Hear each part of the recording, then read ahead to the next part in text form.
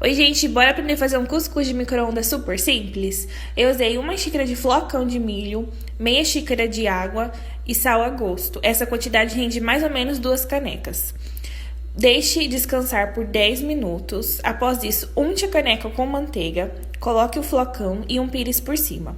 Coloque 1 minuto e meio no micro-ondas e prontinho, gente. Super rápido e fica delicioso. Olha só com manteiga que delícia. Espero que tenham gostado.